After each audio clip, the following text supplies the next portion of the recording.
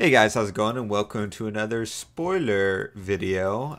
We're here with a normal amount of people, and Hey. we got some spoilers tonight, which Oscar said were green, but he lied. They're not green. My contacts told me that they would be green. What's his Well, name you're wearing again, Joey? glasses, so I don't know what I you're doing was with no, damn it. contacts. I was gonna make that joke. Yeah. Huh? I was gonna say you need like Who? prescription or something. Uh-huh. Who's our insider again, Joey? John.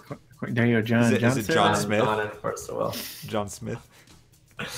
So there's an actual guy named John, and he gets fired. Like, why are you telling us stuff? They're like, we knew it was John the whole time. He's like, damn it, how'd you find out? So yeah, we got some probably average cards because they're not green. So we'll go ahead and jump right into this. I feel like they're not ready for green, so they're like, let's hold that back a little bit. We're not ready for that. That explosion's gonna happen here. They're like, wait, that card wasn't, we're not supposed to show that yet. So we'll do green on Friday or Thursday, so that they can just They'll do it like a random Saturday and go to night. the GP. Yeah, they do it over the weekend, Right. like at night, so that no one sees it. All right, guys, come on. right. Let's go. Spoilers. First, shut up, Joey. You're the king of not getting to it. I'm getting to it. So first up, we have Black Leaf. It's a 1-cost 1/1 elemental. Banish this card. Target J Resonator gains -4/-4 till end of turn. That's really good. Inheritance of 1 Void. Target J Resonator gains -2/-2 until end of turn. I think that's really good. Yeah. Yeah. It's pretty decent. Yeah, I think it's nice. As always, you know, inside of a guild deck, it's amazing, obviously. But a 1-cost. I don't. Why are these so good in guild decks? Like, I can't see like 5-color guild decks or like 3-color guild. Well, yeah, that is the weird Maybe thing about 3-color. it. But I think it's just giving you options depending on what color you decide to slot in with Gil. Because you have green, and so you have options. Because you passively are already running all the strong cards. So it's sort of like open season Okay, or whatever alright. else you can run. So salty. Okay, he's bringing the extra salt today. Yeah, It's okay. I'm not too like whoa It's about nice. it, but it's Yeah, a cool it's card. okay. I guess. It's good. I It's a think common. pretty good. It's a common. Pretty good. Solid. Oscar, next one.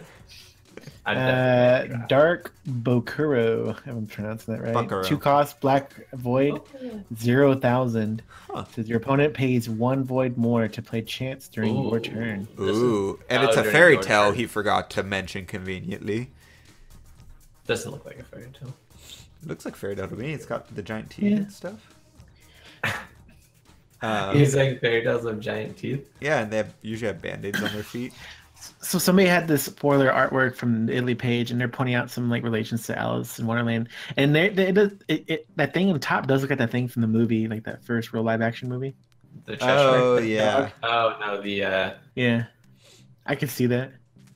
They named it, but I don't remember the name of it. I don't know that stuff that much. Yeah, probably something dumb. oh no. Yeah, you're thinking of the beast thing. So The one that like had the eye. Anyways, I think that's Yeah, really that- good. With 1,000 defense alone, a 2-cost with 1,000 defense, I think is decent just like Yeah. blocker on the field. So it makes it way hard to kill. It can't be killed super easily by True Blade of Spirits. You got to work for it. It gives people access to, because Wukong or whatever did this, but that was green, so it gives non-green access to this type of ability. Wukong was a little better though because they only paid 1 more to play Chance during your turn. Wukong was like just passively. Yeah, pay but 1 for Chance. point is, during your turn is the main turn because of canceling and stuff like that. But the fact that it's a fairy tale and it's in dark and it's a 0/1000, I think more than makes up for that, and it's a common too as well, which is kind of interesting. Yeah, I mean, I think if it was like 2-cost and just was blanket 1 more to play Chance, it'd be super OP. So like Yeah, so it sounds like they balanced it. I think it's pretty good. Yeah. Yeah. No, I think that's really good. I really like it for dark deck. I don't really run dark decks, but you know. Somebody mentioned no more free severing winds, which looks really good. Yeah, I mean, I think it's more cancel protection. You know, like Well, that's what I said. yeah. Go ahead, Joe. The next one. Cantara. 2 mana, 2 stones, 2 will, 6/6. Precision. When this card enters the field, put a +1/+1 counter on it for each fairy tale and non-fairy tale beast you control.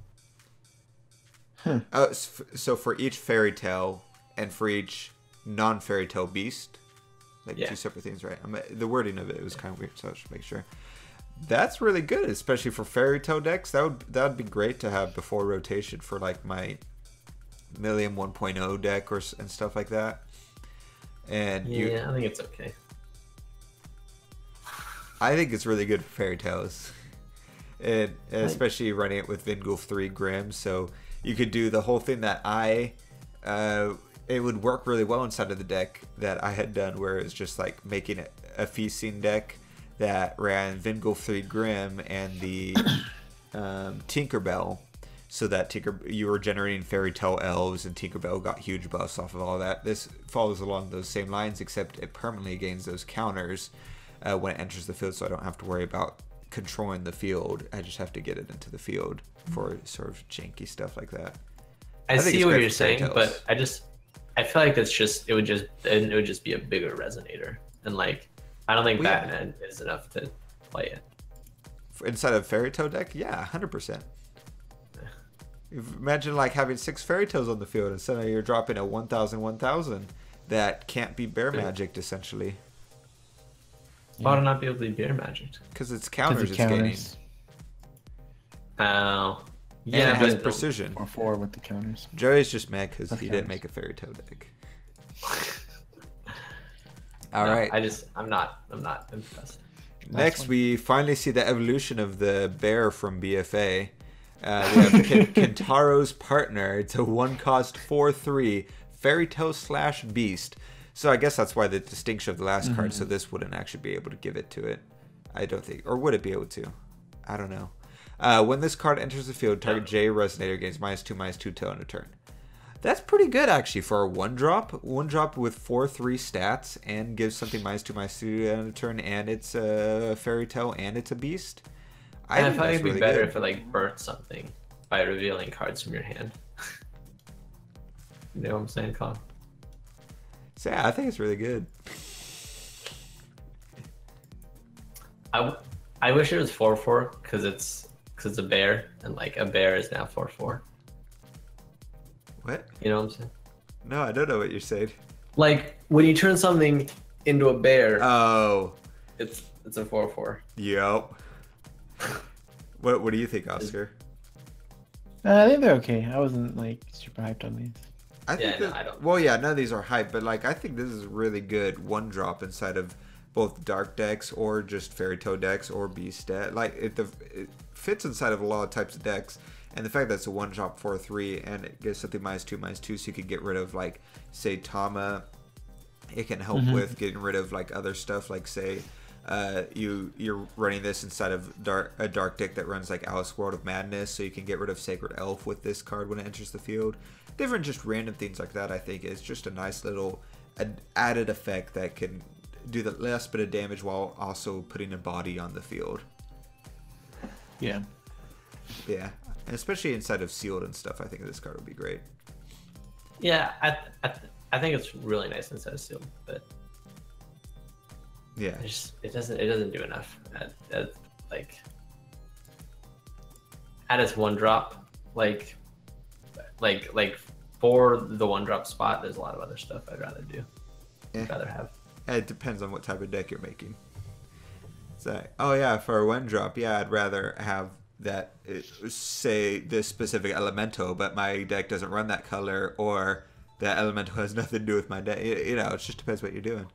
Well, I don't know. Just in black, I still feel like any of the discards, I'd rather run over this. Yeah. My 1-drop spots. Yeah, I guess we'll see some hype stuff tomorrow, I suppose, with green. And isn't tomorrow Friday? No, tomorrow's Thursday. Oh, tomorrow's Thursday. Oh. We'll see some green stuff, and by hype we'll mean we'll see. And it sounds like a disappointed all. What? Well, yeah, because because I thought it was Thursday for some reason, which meant it was close. I guess something we didn't mention, and I saw Stephanie mention it, how he counts that Cantara counts himself on enter. Oh, that's true. Yeah. Joy doesn't care. Yeah. I thought it was cool.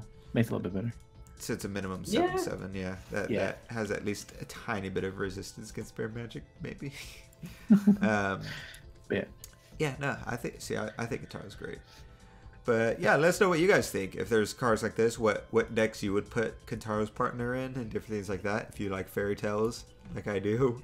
And we'll see you guys tomorrow. See ya. Bye.